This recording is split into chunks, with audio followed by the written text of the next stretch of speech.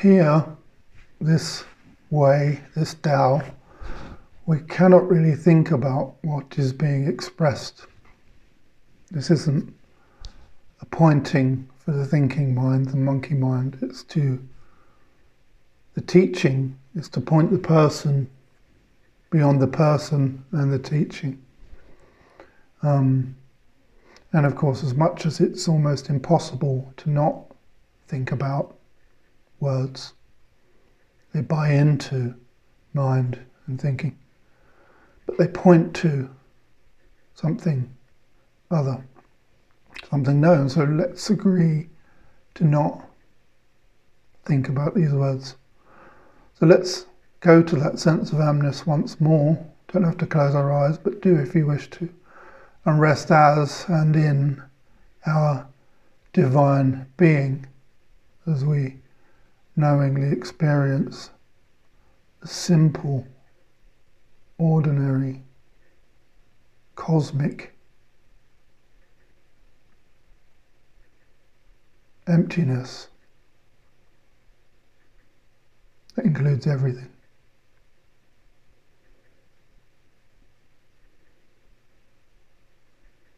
This divinity has no form nor perfected thought to express it to each other,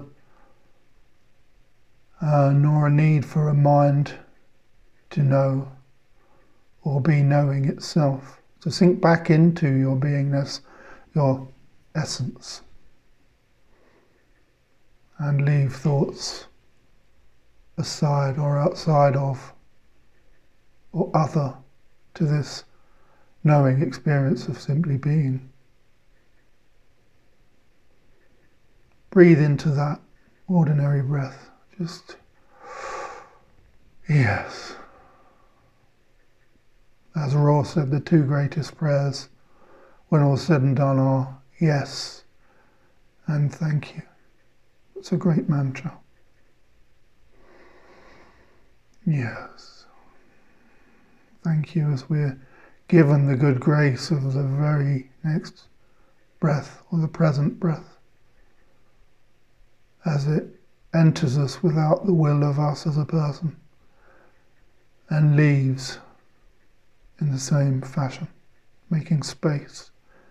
As all objects do, they rise and they fall and they make space. Space is known. And set aside any expectations you have bought that we are here to get anything or to have a nice peaceful time in meditation, so we might feel better as a result, or even feel spiritual, the great seeker's trap. For what isn't spiritual?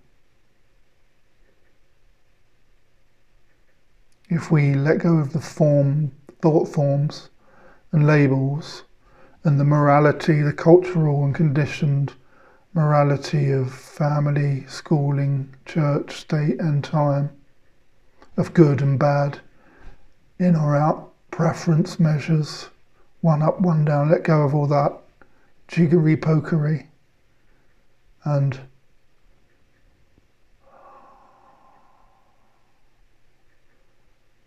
notice that what we usually call spiritual is simply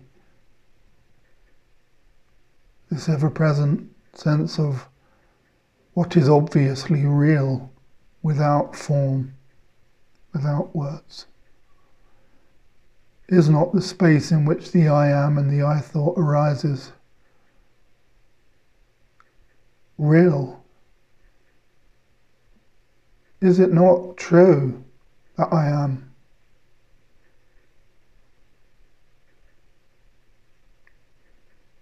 Can you find a time or place or space, or even go to now an experience of I am, which is untrue? Can you remember a time when I am not, or I was not? As we've seen, we can't even remember a time when I am started. So this truth is absolutely true.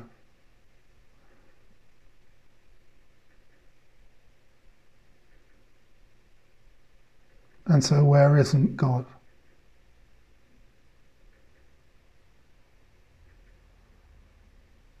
If God is the face of this great reality,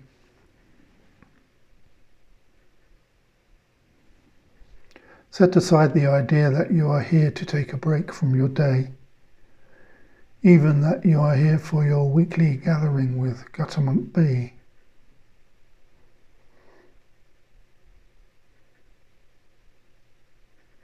Whatever that is.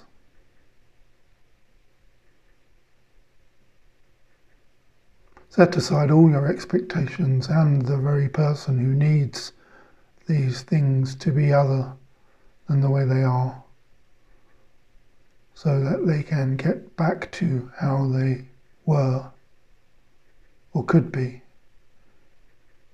and then manage a bit better tomorrow than yesterday, before once more taking a brief rest or a time in meditation.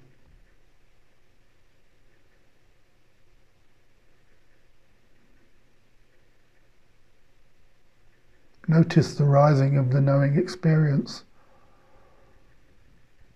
of what might at first have been an object, peace, happiness, or stillness. And then realize directly right now that it isn't an object at all, but as an inclusive experience happening through itself.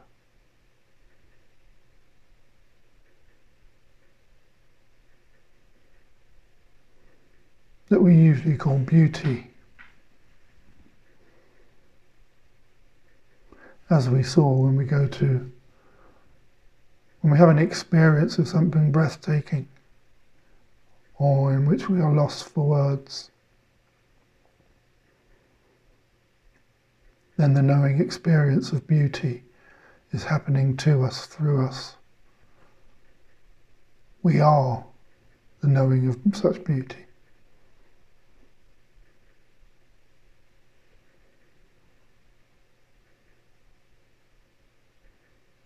Whether it's a person, a child, a newborn, a painting, art, nature, music, good food. Alright then, the knowing experience is the only experience known. No things exist in the light of such pure knowing.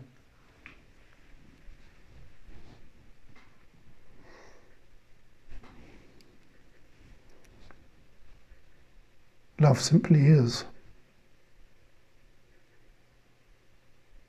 Love is blind. It is sightless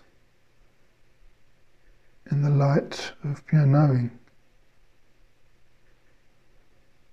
And being in love is blinding. And love is the absence of the person. And when the absence of the person meets the absence of a person, the absolute absence is the experience of love or God or beauty. The isness that remains is the universe unfurling,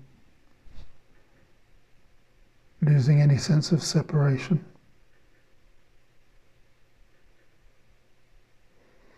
And when we get to that, we're not there to know it, but knowing is happening, knowing itself.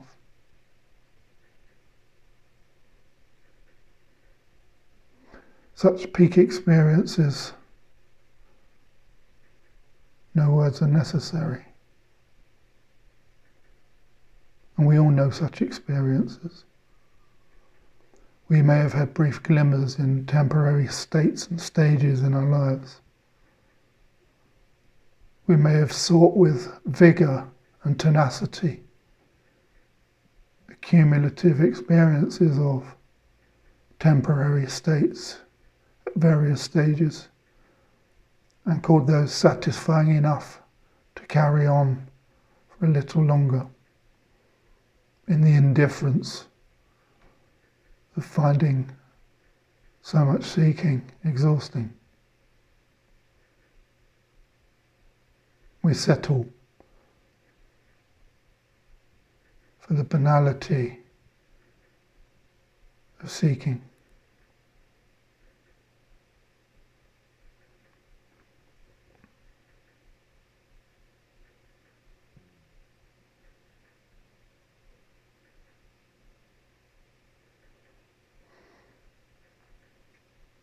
So whether we're on a mountaintop or on knowing intimacy, both great love and great suffering are experiences of the Absolute.